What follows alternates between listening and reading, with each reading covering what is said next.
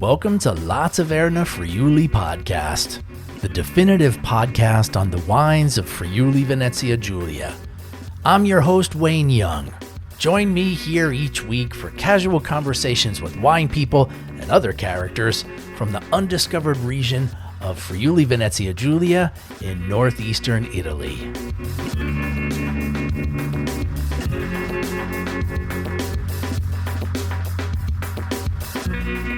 Hey Friuli wine friends, welcome back to La Taverna Friuli. It's Wayne Young, your friend. This week we are talking to Robert Draper, journalist for the New York Times, but writer in the past for magazines like National Geographic and the Smithsonian, Texas Monthly. He is a novelist as well, spent some time in Venice writing his novel where he discovered Friulian wine.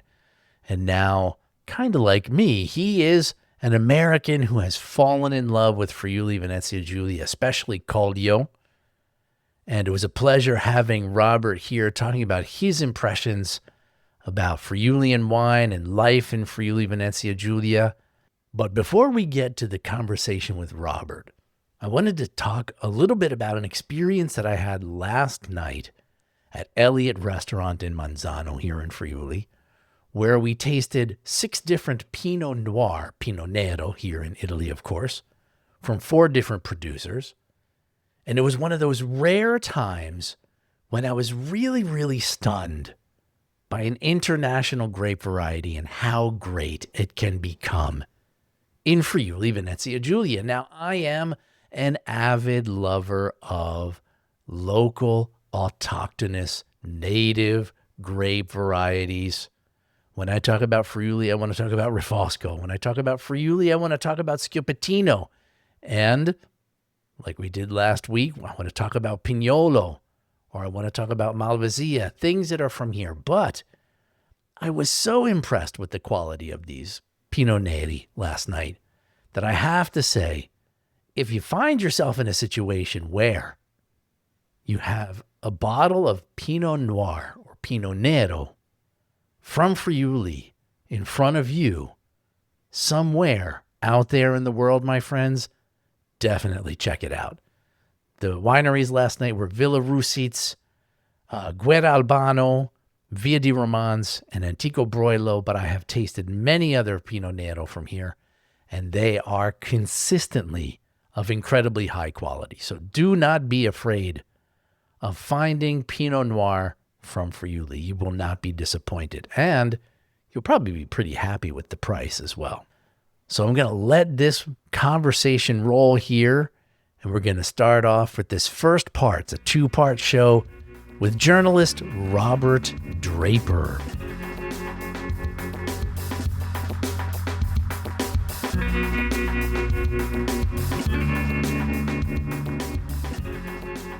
I just recently used an article that you wrote, maybe one of the first articles that you wrote about Collio that was published, I believe, in National Geographic. Yes, I did. I mean, you're right, Wayne, that I did do a story about Collio for National Geographic, and I believe that my recollection is that that was kind of a kind of sidebar piece to a story that I had written about Trieste for the magazine. Prior to that, though, I think I did a couple of different stories about Friuli, Venezia Giulia, which I visited for the first time in 1996 while I was living in Venice for a 7-month stretch, writing a novel that Knopf published a couple of years later. Okay. And so, so I began propagandizing on behalf of Friuli probably as early as 98 or something like that. I've written scattershot about the region ever since then. Okay. And when was this National Geographic piece published? Yeah, the Trieste story was in 2020, and I'm trying to recall. I wrote a story for National Geographic's competitor, Smithsonian. I think maybe it was that one. Yeah.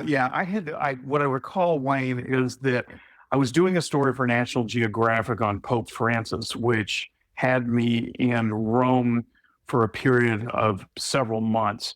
And while I was there, the Smithsonian asked me to head on over to Friuli and write a piece about it. An editor who'd been at Nat Geo had moved over to Smithsonian, was aware of my knowledge of an affection for Friuli. And so, anyway, but having said that, I wrote a very lengthy story about Trieste, which obviously discussed, at some length the region itself. And then for the digital version of National Geographic, they did ask me to write a story about wines in Friuli. Okay. I'm pretty sure that story encompassed more than Collio, because my recollection is that I wrote about some of the wines of Carso as well. Okay. Because I was using it for, believe it or not, for an English class with a wine producer here. Huh.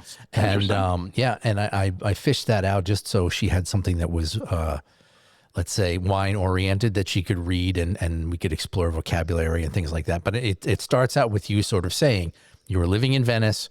You came up to Collio because you had tasted a wine in Venice, and I believe it was Venica.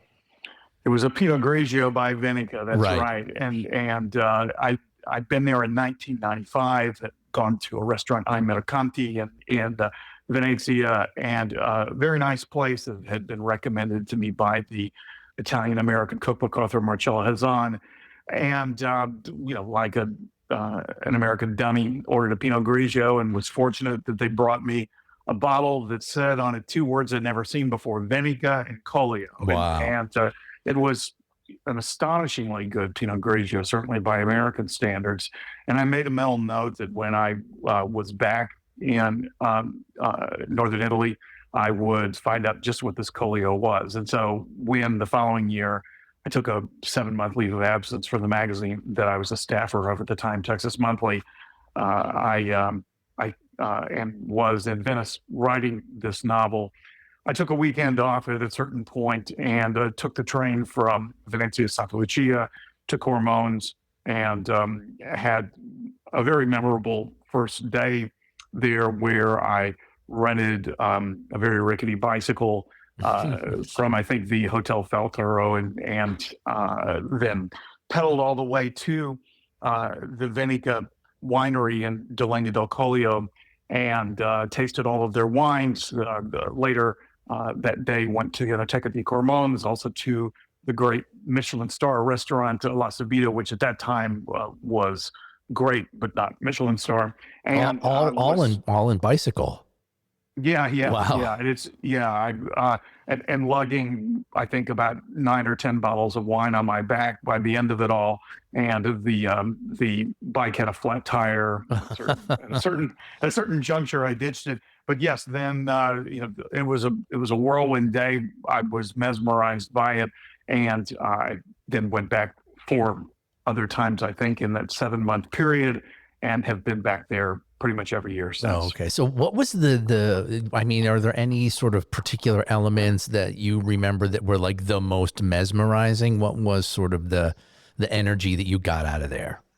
Yes, 2 things. The first, Wayne, is, you well know, is just the picturesque nature of Collio, which of course is a derivation of the word collina, hill, and to see, and this would have been in the month of October, those hills just bursting with autumnal colors from the vines, and the utter stillness of the land, which I am happy to report nearly 30 years later remains in force, other than the odd tribe of cyclists, was just really, really, it kind of stole my breath away.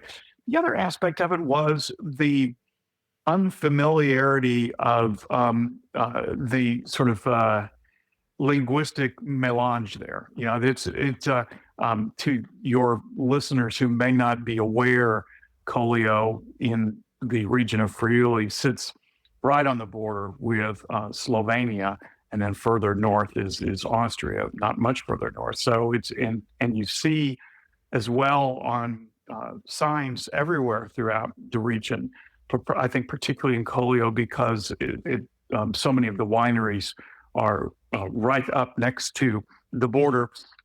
Signs that in which there are names in Italian, there are names in Sloveno, and some as well that are Germanic, and others that bear the language Friulano, which is not a dialect but a legitimate language that in a lot of ways owes as much to Latin as it does to Italian. And Okay. so and so to be ordering all of these wines and seeing all of these names of winemakers that did not seem straightforwardly Italian, Oh, yeah, just exactly.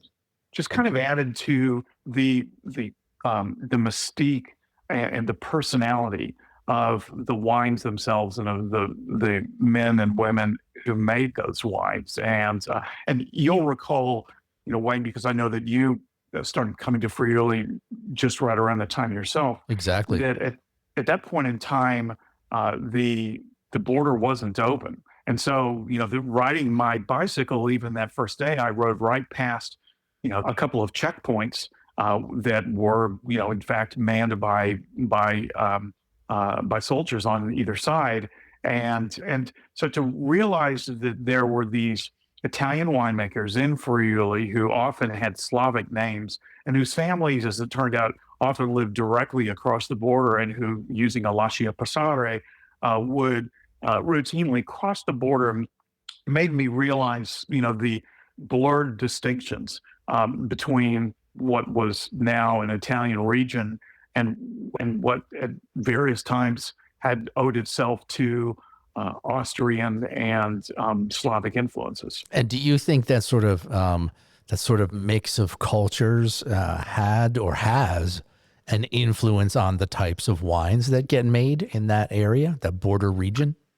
I do think so, and on a couple of different levels. One of the very first wines that I had there was a white blend by the renowned Italian winemaker Eddie Caber, whose name, in and of itself is not straightforwardly Italian. In fact, it's not Italian at all, and was using grapes that were very much of that region, Rebologiala, then what was called Tokai, now called Friulano, and Malvasia Istriana.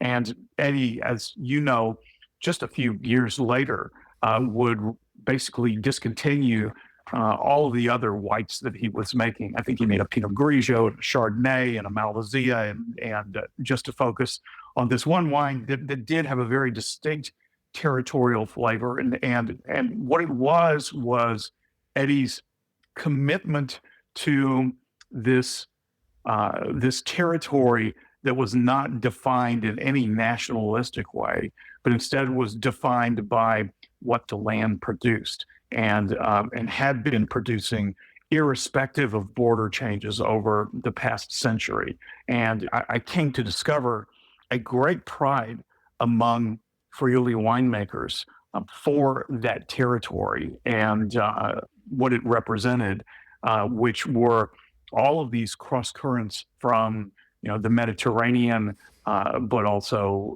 the former Yugoslavia and the mountains to the north on the Austrian border, and so it's a different kind of pride than the one that we in America, and for that matter, that Italians are accustomed to. It's even to say that it's regional doesn't quite capture it. The people there are very proud of the fact that they're bi or trilingual, and that Friulian is a language still taught in some schools to their children. And when you listen to them talk, constantly moving in and out of languages, and so in effect, what they're doing is embracing the complexity of their history, and that complexity, I think, yes, is very much manifested in the wines that they make. I like that. Yeah. The complexity. Yeah. It is a very complex history here.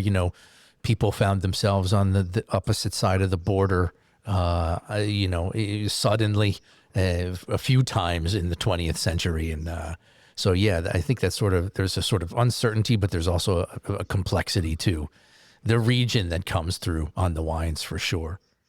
Yeah, and there's a recognition of sort of what makes sense, and the territory has a sensibility, and family has a sensibility. I remember in the year 2000, I was staying in Friuli for about a 4-month period. And I've spent a couple of days walking along the Udrio River that at various junctures defines the separation of Italy from Slovenia. And you can actually see in various junctures the markings made after each world war in an effort to define that, these distinct borders. But you also see that like people were constantly crossing from one to the other as if the border had no logic to it, and that they had a map in their own heads of what that territory truly means. And so what was impressed upon me from my very earliest visits was that there is a history there, a significant history that involves 2 world wars, involves natural disasters like an earthquake, and that in many ways that people don't look past those, are very much of that, and are very much of what that history is bred in them, but are not defined by whatever the contemporary version of that history is, that they see themselves in a kind of continuum that extends well beyond whatever some map makers, cartographers decided that their region would be at any given time. Gotcha. Very, very interesting. So, you started with Pinot Grigio from Venica, and have you, obviously you must have progressed into some other more local varieties. What are sort of some of your favorites, or how did your tastes evolve over time as far as Friulian wine is concerned? Sure, that's a great question, Wayne, because I wasn't and still am not anybody's idea of a sophisticate when it comes to wine, but I really wasn't back then, and just had only passing knowledge of the most basic Italian varietals. So it was something of a mystery for me to encounter Tokai, for example, which is the standard issue white wine that's poured for you in Friuli, only to learn within a matter of years that it would be changed due to a nomenclatural dispute with Hungary to Friulano. But to cut to where I am now, my favorite white varietal is Malvasia Istriana. There are probably, to my count, maybe 15 winemakers who really make an exemplary Malvasia. There's a lot that are passable, but I just think that it has this remarkable saline aspect to it that very much says to you Adriatic, but also this wonderful bracing minerality and almost peachy or apricotish fruitiness too. Among the red wines, you and I talked before about Rafosco and Pignolo, which I think can both be exemplary. But my personal favorite is Schioppettino, and which I believe derives from the word that means buckshot in English, and that's because something along those. Yeah, there's a lot of discussion over the etymology of that word, but yes. Yeah, and it's a grape you simply don't see anywhere outside of Friuli, and for that matter, you don't see it except in a few very defined places like Propoto, pretty close to Delania, the site of the Venica winery that I mentioned earlier. That's one place where you find Schioppettino in abundance, and it is a grape that I think in general is viewed as a kind of rustic, almost peasant wine, kind of like Rafosco, but which I think can achieve real age worthiness when it's in the hands of great producers like Serena Palazzolo of the Ronco del Niemitz. And so that's one that I really like.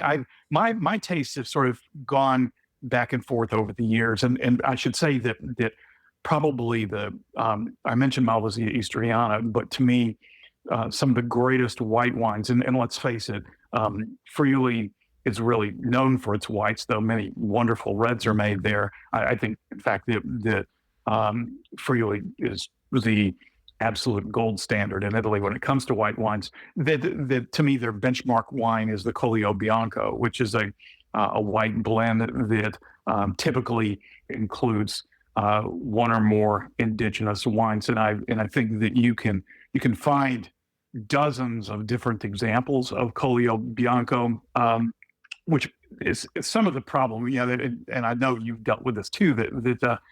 Friuli has kind of a marketing problem when it comes to wine, and it's because there is so much innovation in this little region. So many different winemakers doing all sorts of wild and wonderful things that, unlike, say, a Chianti wine in Tuscany, or even for that matter, a Barolo in Piemonte, you can have a white blend wine where there is a very, very wide spectrum of possibilities.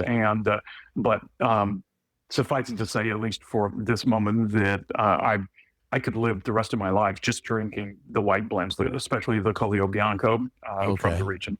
Do you think that would you classify that, because I know that definitely we are going through changes here in Friuli, Venezia Giulia, and do you think that we should stay the course with that type of innovation, or do you think paring down maybe is a better idea? Well, look, I think that if I were to wave a magic wand over certain wineries, I would have them make fewer types of wines. There are some wineries, including Venica, for example, where they've managed to get a clientele for Refosco or for their own white blend, and in an effort to please all of them, they have a catalog of like 50 different wines, perhaps even more, and that's a lot.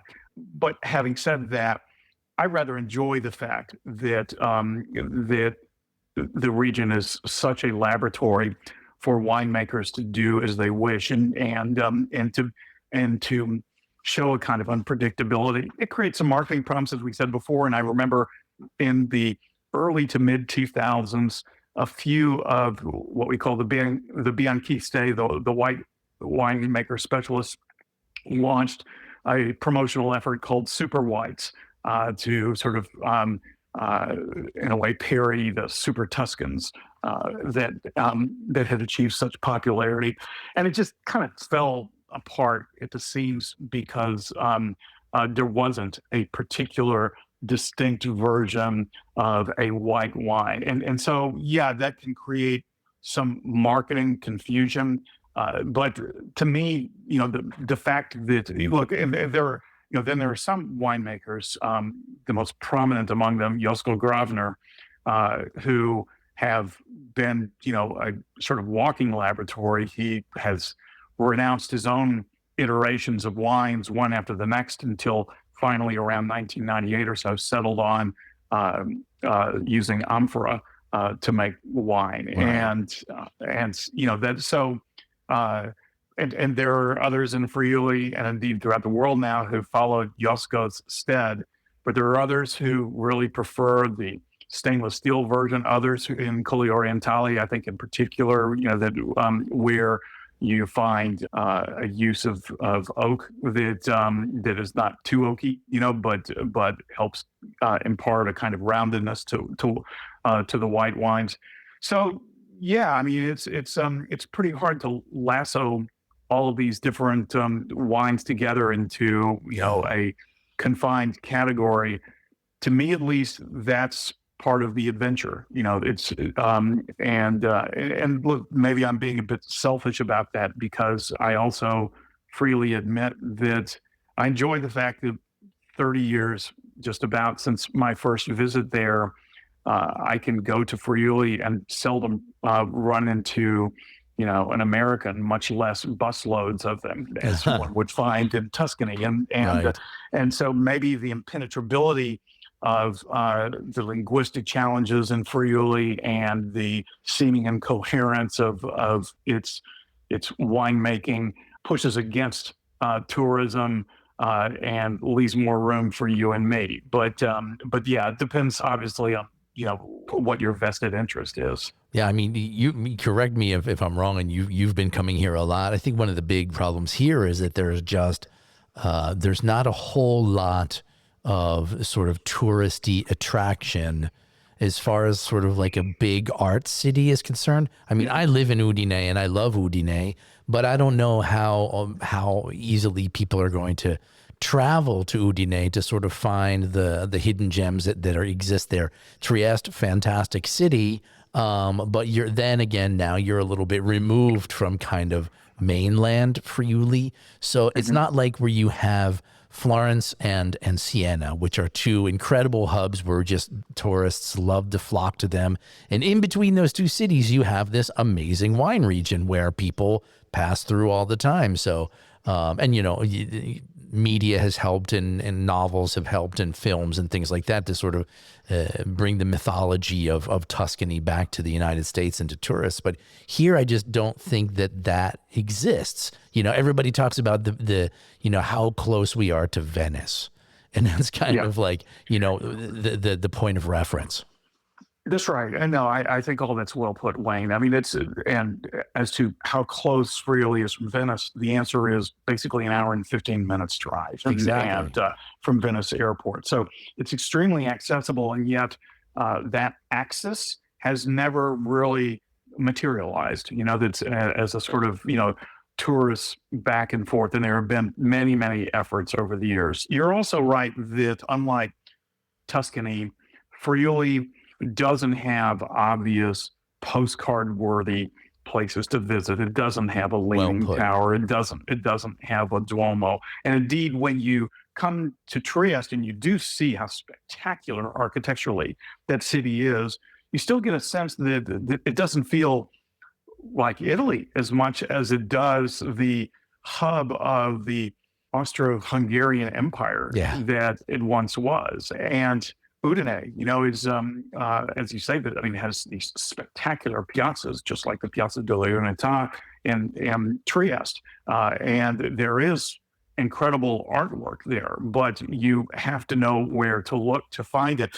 One, result of that is that everybody that I brought to Friuli who figured, well, it's in Italy, how bad could it be, is sort of bowled over by the gorgeousness of the countryside, the proximity to both the Alps and the Adriatic Sea, the amazing architectural sites that one finds in the major cities, and for that matter, a lot of the Roman ruins that you can find in Aquileia, Trieste, Cividale, and elsewhere. And Right. so there's tons to see, but but you're right that none of it kind of manifests itself as a destination in the manner of the Duomo or the site of the Palio in Siena or the Leaning Tower of Pisa. It's and I think that's been a challenge, for the region over the years.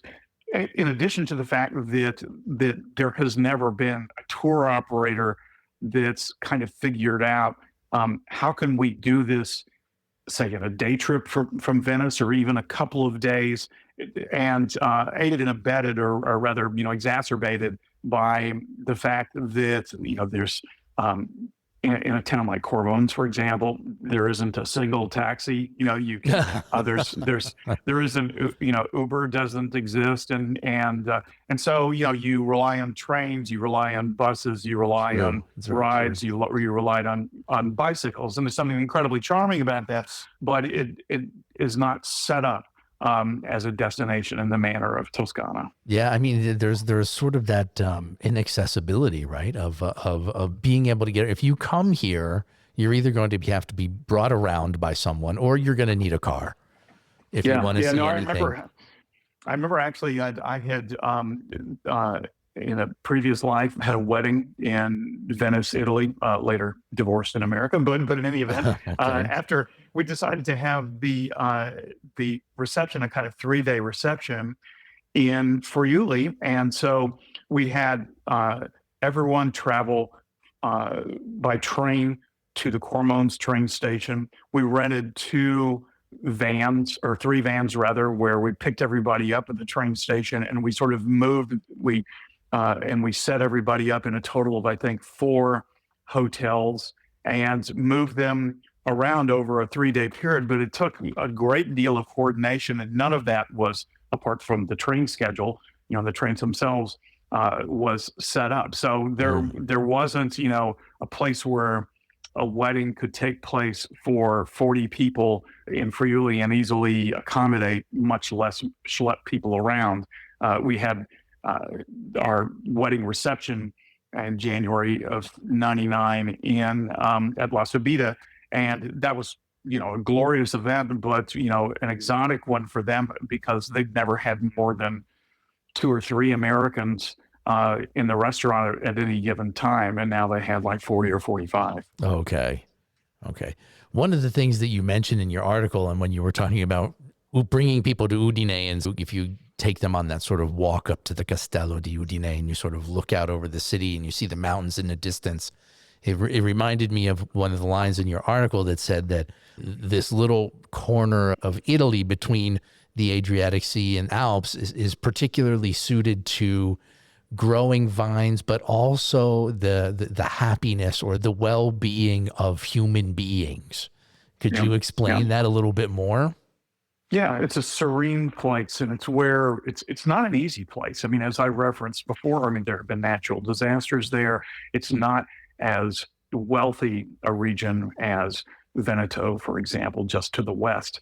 But it's a place with a high quality of life and a very low stress place where people are content to live their mostly agrarian livelihoods and to concentrate on family and their craft, often the craft of winemaking. And as you know, Wayne, I mean, and this is something that would seem mind-boggling, maybe even anathema to Americans, but almost without exception, a winemaker in Friuli, once he or she starts making wines that really take hold, would never think to buy more property, much less to say buy an additional winery in another region. Instead, what they tend to do is just simply to reinvest in what they're doing. They'll build like a nicer cantina. They might build a bed and breakfast to accommodate some of the guests to their winery, but that's about it. I mean, their notion of prosperity is very different from ours. To them, to prosper is to live a nice life within your means and with your family doing what you love. And so that's the kind of ethos I think that you find very much manifest in Friuli, and the kind of things that people in our native country, America, are chasing and buying hundreds of how-to books and spiritual wellness books in an effort to replicate.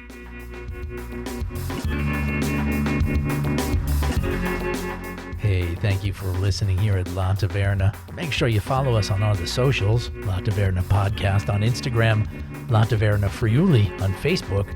And if you listen on Spotify or Apple Podcasts, it'd be great if you'd leave us a nice 5-star rating. See you next week.